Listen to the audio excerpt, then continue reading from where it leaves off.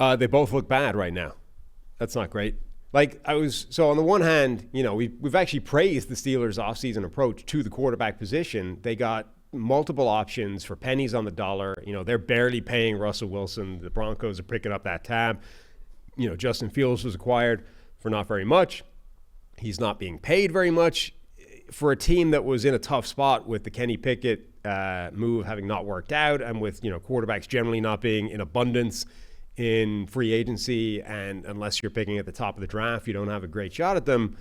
I think they did realistically as well as you could have expected them to do, and theoretically both of those guys should be an upgrade over Kenny Pickett. Neither one of them looks good though at the moment. Yeah, I mean, Russ was sacked 3 times on 13 dropbacks. So go back to our Caleb Williams analysis, and I'm like, that's so cute. Caleb's leaving a clean pocket and dancing around and making play. It's so cute. The little guy's just doing some stuff, and it's you can't contain that guy, right? When Russ does it though, it's like, come on, man, throw the ball. Well, Caleb, at this point in his career, you know what I mean? Like early in Russ's career, it's like, look, is the dude gonna vacate the back of the pocket? Yes. Is he gonna miss some reads and then run around and find Tyler Lockett in the back of the end zone? Yeah, like that stuff's going to happen. It might not look conventional, but it's Russ. Overall, it's gonna play. But over the last 3 years, when he's lost a step, and look, there's a couple of those plays last year, right? He hit Cortland Sutton in Buffalo. There's some of those plays.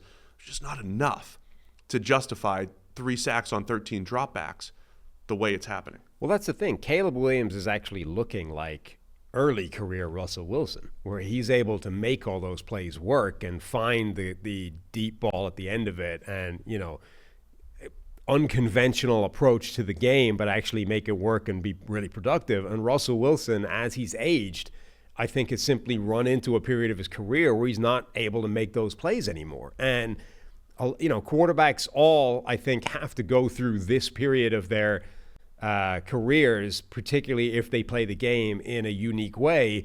There comes a time where something changes, whether you're physically you're no longer able to play the game that way, and you need to be able to change. And Peyton Manning went through this when he had his neck injury and he lost the majority of his arm strength, right? All quarterbacks kind of run through these periods where they have to adapt their game. And Wilson hasn't been able to do that. He's no longer able to play like Caleb Williams. And so he's just no longer able to play at a particularly high level. Yeah. And that looks like it's becoming a permanent feature. And it's not like, again, blaming him for everything on those sacks. Gregory Rousseau looked like a man-child, dominating the Steelers' offensive line. Dominating Broderick Jones in particular. Yeah, and that's probably concerning. Right. But again, it's like one of those, he's trying to, let me just break outside. And Rousseau's like, nope, I got you. Instead of stepping up in the pocket. So that the old stuff that Russ got away with, hey, normally you'd want the quarterback to step up in the pocket and then see if he can deliver a throw.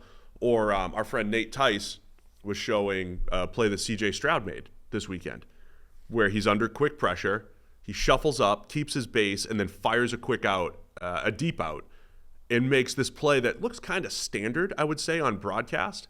And you're like, man, that is really incredible. The fact that Stroud kind of evaded pressure, just stepped up in the pocket, kept his footwork, kept his base in check, and then fired a deep out a little late because of the pressure, but put it right on his receiver. Like those types of plays that he was making look easy. And, so Russ has never been the most, fundamentally sound when it comes to those plays. So, yeah, I don't think Russell Wilson looked great, and it's not like Justin Fields is tearing it up and needs to be the clear guy. It's almost like he's still closer to mystery box than Russ is, so it's more intriguing.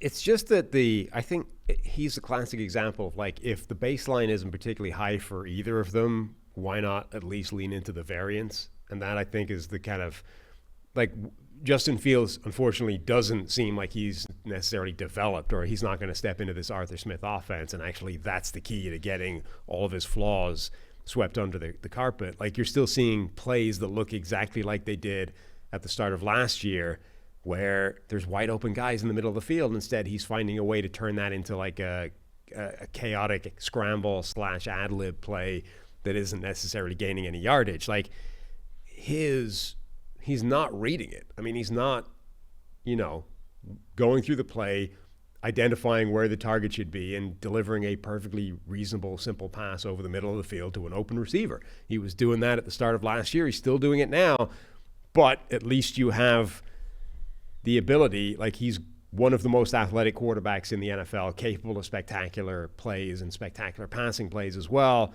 in a way that Wilson used to be and probably isn't anymore.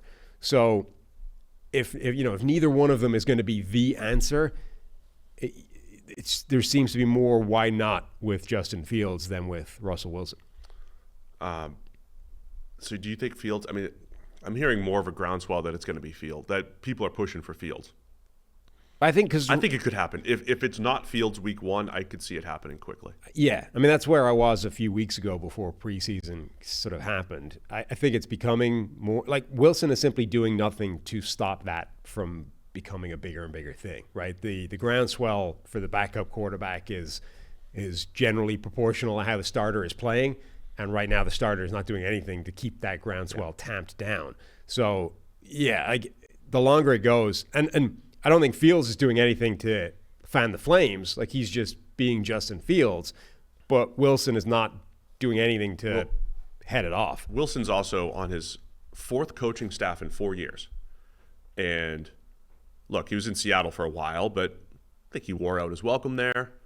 You had the Nathaniel Hackett experiment in 22. You had, Sean Payton last year, and now you're in Pittsburgh. And kind of wore out his welcome in the last 3 spots, didn't he? Like, there was a point where I think Sean Payton was done last year. We know the Nathaniel Hackett thing didn't work in 2022. Right. And so, I was complimenting the Steelers for at least, hey, if you don't have a clear quarterback you're going to draft or whatever it might be, at least pay pennies on the dollar for potential starting quarterbacks and see what sticks and build the rest of your roster. Like, fine with that from a process standpoint. The risk associated with that, though, is that, Russ plays the way he has the last 3 years and Justin Fields never develops and you still don't have a quarterback. You're in the market again next year.